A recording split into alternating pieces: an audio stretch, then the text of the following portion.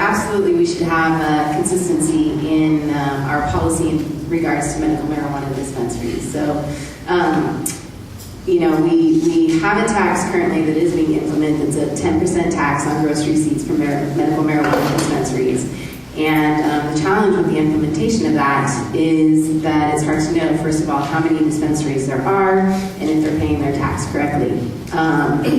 The policy should look at, such things as how many dispensaries we should have, where should they be located, where should they not be located, what would their hours of operation be, and how their business operates. So it's important for the success of this measure to make sure that there's consistency in the policy and regulation of these dispensaries. Thank you. Tony, you're next. Okay. Again, to answer the first question of the status of implementing the tax, again, the tax is currently, again, as Pippa mentioned, is 10% with a minimum of $500 per dispensary. But we definitely need to put together a consistent plan on the medical marijuana being used in our city. In fact, I really believe we need to put a moratorium on the number of medical marijuana dispensaries that we put in our city, because what I'm hearing too often is that young people are getting access to these medical marijuana cards, and that's becoming more problematic than it is being an asset. So we certainly need to monitor them closely and make sure that they are paying their fair share of taxes if they're going to do business in this town. Thank you. Thank you. My position is we want to make sure that we get an accurate count or inventory of the medical marijuana dispensaries.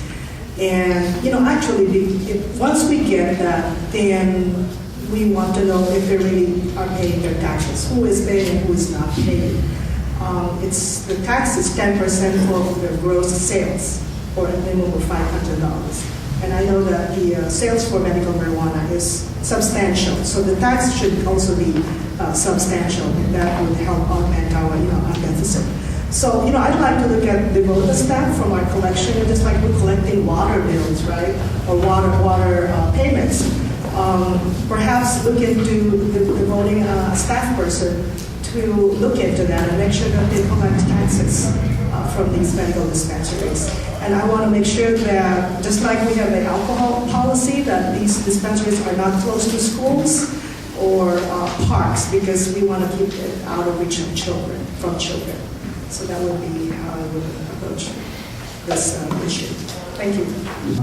We allow dispensaries to operate in Vallejo, and we did put a moratorium against new dispensaries. That's already in the books. Do we need to monitor? Yes. Do we need to control taxation? Do we need to manage dispensaries? And do we need to monitor dispensaries? Yes. We need to do all of those things. But take the money that is coming in now to help the city finances. But right now there is a moratorium, so we're not approving any more new marijuana dispensaries. Thank you.